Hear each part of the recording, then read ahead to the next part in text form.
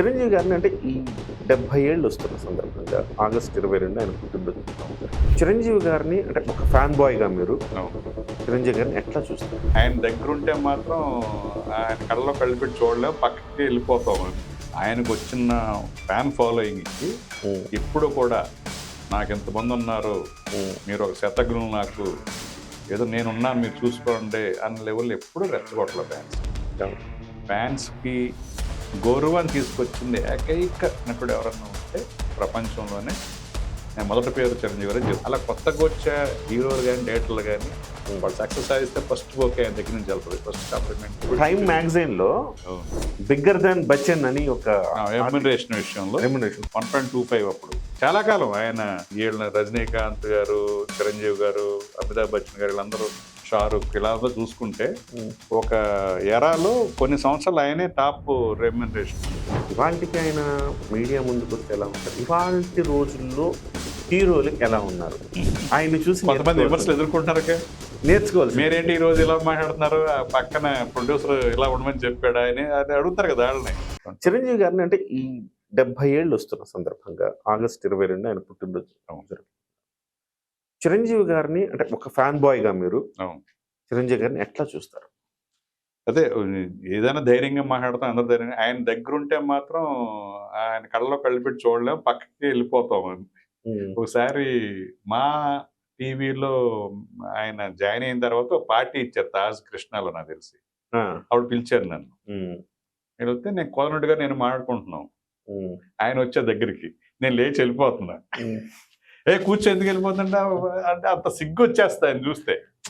దగ్గరగా నిలబడి కూర్చుని ఈ మధ్య ఏదో ఫంక్షన్లకి మా ఈవెంట్కి రావడానికి వెళ్ళినప్పుడు, లేదా బాలకృష్ణ గారిది 50 years ఫంక్షన్ జరిగినప్పుడు, ఇండస్ట్రీ తరపున ఆయన ఇన్వైట్ చేయడానికి వెళ్ళినప్పుడు కొంచెం మాట్లాడగలుగుతున్నాం. అప్పుడు అదంతా కూడా కళా నిజం అన్నట్టుగా ఉండేది. ఒక రాజ్ కుమార్ గారిని చిన్నప్పుడు చూసినప్పుడు, ఆయన దగ్గర కూర్చున్నప్పుడు, నమ్మ బస్సు వేసినప్పుడు నమ్మశక్యంగా ఉండేది కాదు. నిజమైనది రాజ్ కుమార్ గారిని ఒకసారి చూడగలము అనుకున్నాం చిన్నప్పుడు. అంటే మేము కన్నడలో పుట్టి పెరిగాం కాబట్టి. ఇప్పుడు చిరంజీవి గారి ఎదురుగా కూర్చున్నాను, నేను మాట్లాడుతున్నాను ఆయనతోటి అనేది చాలా వండర్గా ఉంటది అనమాట.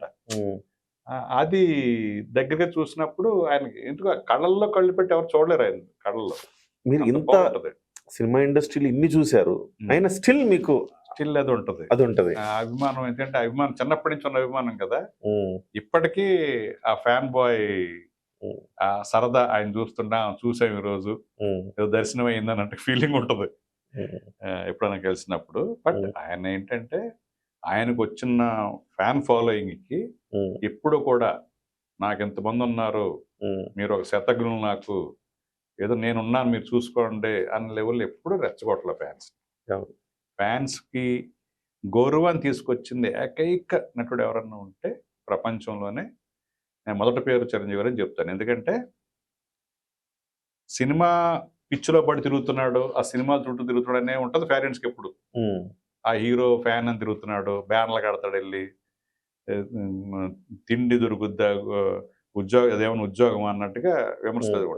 అలాంటి వాళ్ళని గౌరవం తీసుకొచ్చింది ఆయన ఒక చారిటబుల్ ట్రస్ట్ పెట్టి అందరినీ రక్తదాతలుగా, అంటే వాళ్ళ ఎనర్జీ లెవెల్స్ని ఒక నిజంగా ఒక ప్రాణాన్ని నిలబెట్టే ఒక సోషల్ సర్వీస్లో డైవర్ట్ చేయడం అంటే మామూలు విషయం. ఎంత మెచ్యూరిటీ ఉంటే జరుగుతుంది. అది నిజంగా తన పవర్ని చూపించుకోవడానికి ఫ్యాన్స్ ఉపయోగించుకుంటారు చాలా మంది. అది ఎప్పుడు కూడా ఆయన ఉపయోగించుకోరు. అది మెచ్యూరిటీ లెవెల్.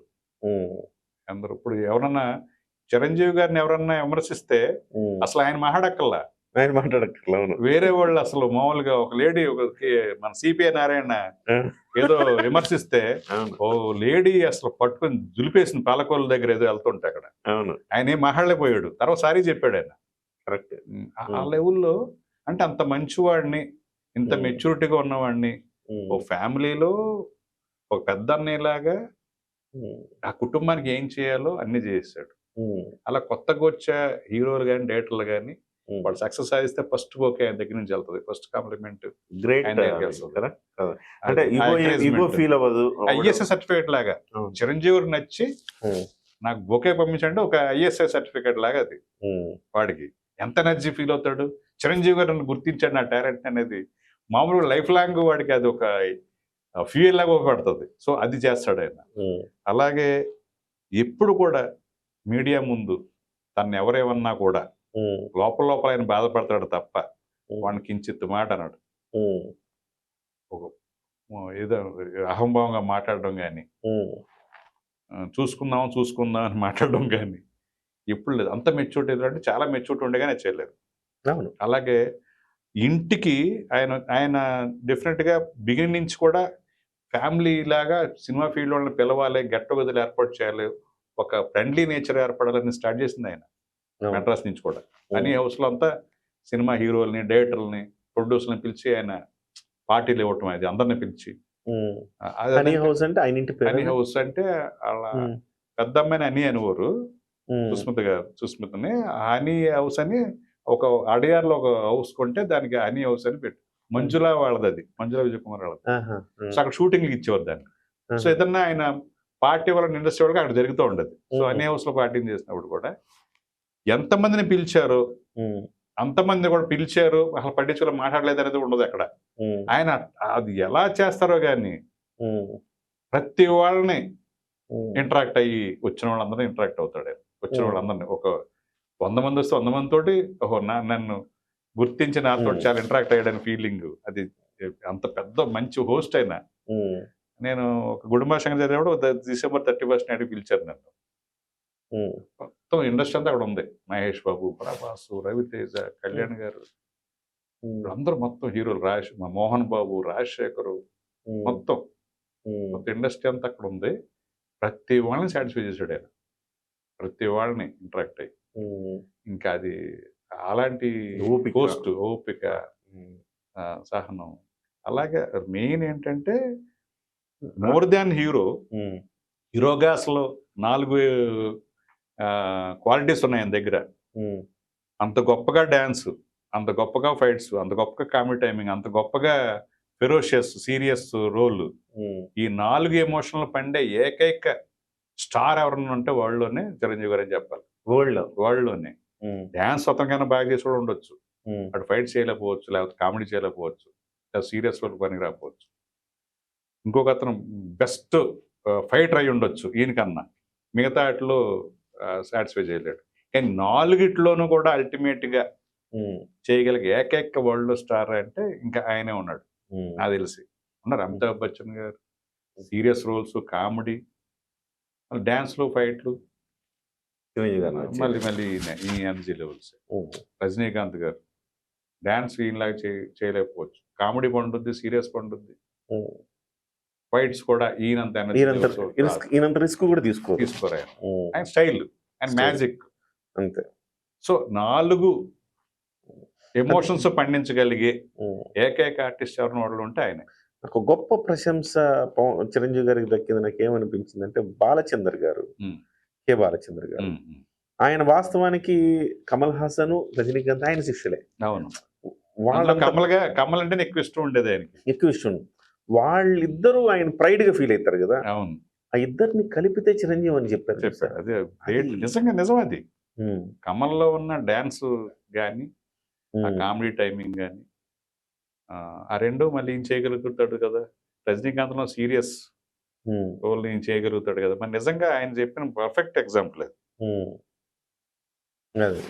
సో అంటే చిరంజీవి గారు అక్కడి నుంచి ఇక్కడ దాకా ఈ 40 ఏళ్లలో కెరీర్లో ఆయన ఇవాళ అంటే సెకండ్ ఇన్నింగ్స్కి వచ్చిన తర్వాత కొంచెం ఎక్కడైనా ఆయన వెళ్ళాల్సింది ఎక్కడో కలిసి రావట్లేదని కానీ, లేకపోతే ఎక్కడైనా పడాల్సిన సినిమా పడట్లేదని కానీ అని అనిపిస్తుంది యాజ్ ఎ డైరెక్టర్ మీకు?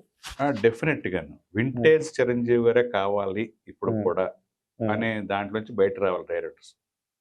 ఈ ఏజ్ ఫ్యాక్టర్ తగ్గట్టుగా పవర్ఫుల్ రోల్స్ చేయించవచ్చు ఆయన. అలా చైర్లో కూర్చుని కూడా సీన్ రాయొచ్చు కదలకుండా మాట్లాడుతూ. సో ఇప్పటికే ఆయన డ్యాన్స్ చేయించాలి ఆయనతోటి, ఇప్పటికే ఆయనతోటి కామెడీ చేయించాలి. వింటేజ్ చిరంజీవి గారు అనే మాయలోంచి బయటకు వస్తే డాన్సర్స్ ఆయన మళ్ళీ ఇంకో కొత్త ఫేజ్ అవుతుంది. డెఫినెట్. ఎందుకంటే రజనీకాంత్ అలా జరిగింది ఆయనకి. జైలర్ అనే సినిమా కేవలం చాలా న్యాచురల్గా ఆ ఏజ్ ఫ్యాక్టర్ తగ్గట్టుగా ఏజ్ తగ్గ క్యారెక్టర్ చేసి, సో అవి చేస్తే నిజంగా ఇంతమంది ఆయన చూసి ఇన్స్పైర్ అయ్యి ఎంతో మంది డైరెక్టర్లు వచ్చారు. మీరు అన్నది వాస్తవం. అందరూ మాకు నేను చిన్నప్పుడు చూసిన చిరంజీవిని మళ్ళీ నేను చూపించాలి అని అనుకునేవాళ్ళు తప్ప అవును. ఇవాళ ఈ కాంపిటీషన్లో చిరంజీవి గారికి ఉన్న క్యాలిబర్కి ఉమ్. ఆయనకున్న కెపాసిటీకి దానికి తగ్గట్టుగా కథలు రావాలి కదా. చిరంజీవి గారు మాత్రం ఏం చేస్తారు, అవును కదా. అందరూ తీసుకొచ్చి వింటేజ్ చిరంజీవి సార్ అని చెప్తుంటే ఇక మీ కామెడీ టైం అద్భుతం సార్, మీ డాన్స్ అద్భుతం, మీరు స్టెప్పులు అయిపోతే ఇంక సినిమా లేదు సార్ లేదు అన్నట్టుగా ఇట్లా. సో ఈ డైరెక్టర్దే ఆ బాధ్యత కదా, డెఫినెట్ గా అది ఒప్పించగలగాలి. ఒప్పించగలగాలి. ఆయన కూడా ఒప్పుకునే స్థాయి డైరెక్టర్ కూడా ఉంటే ఈయన కూడా ఒప్పుకుంటారు నమ్మి.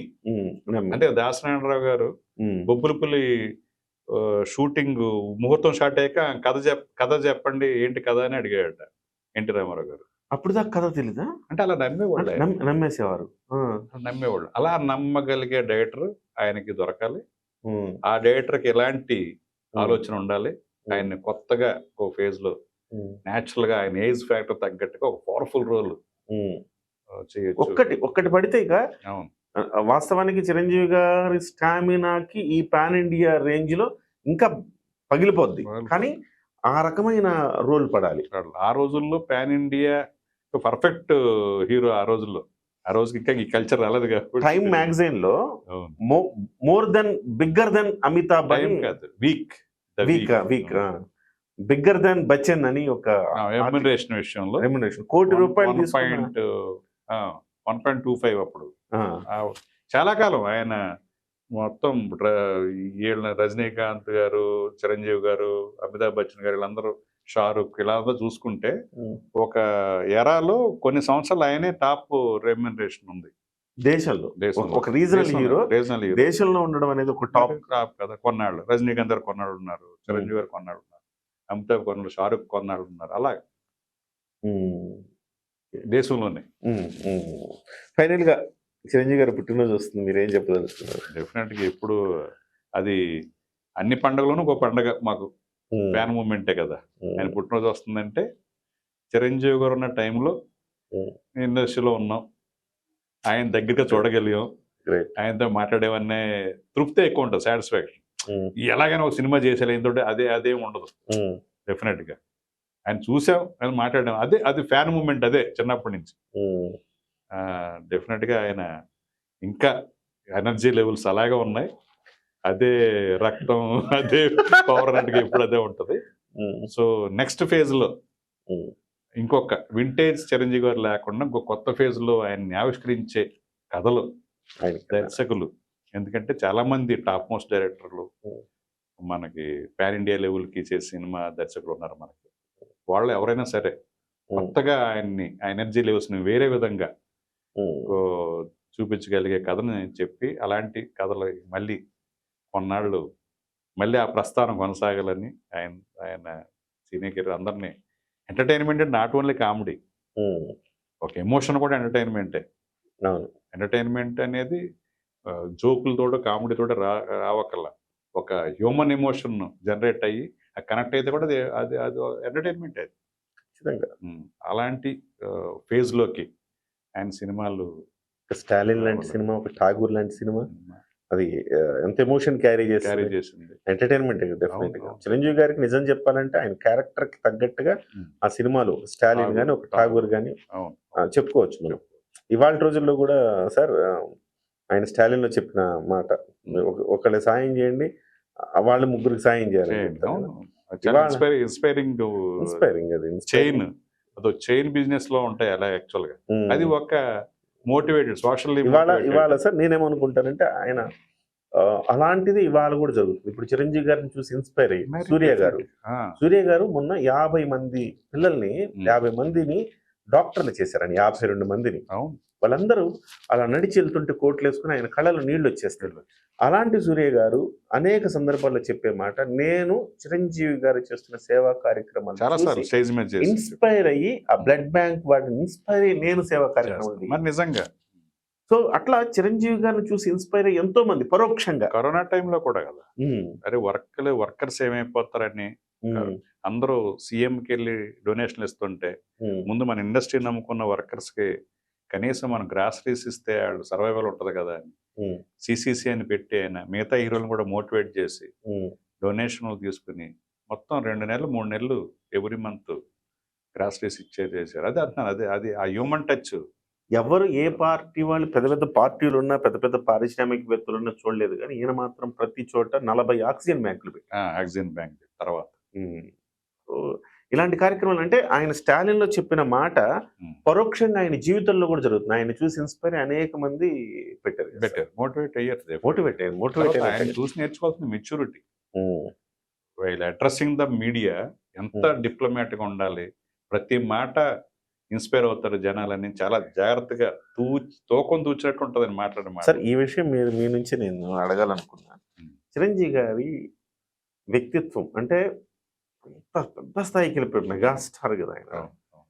ఇవాళకి ఆయన మీడియా ముందుకు వస్తే ఎలా ఉంటారు? ఇవాళ రోజుల్లో హీరోలు ఎలా ఉన్నారు?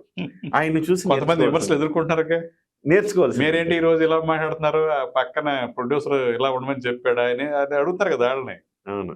సో చాలా చాలా న్యాచురల్ గా మాట్లాడేస్తున్నాం, ఒరిజినల్ గా మాట్లాడుతున్నాం అనుకుంటున్నాం, కానీ కొంత సభా మర్యాద అనేది డెఫినెట్ గా అది పాటించాలి కొన్ని.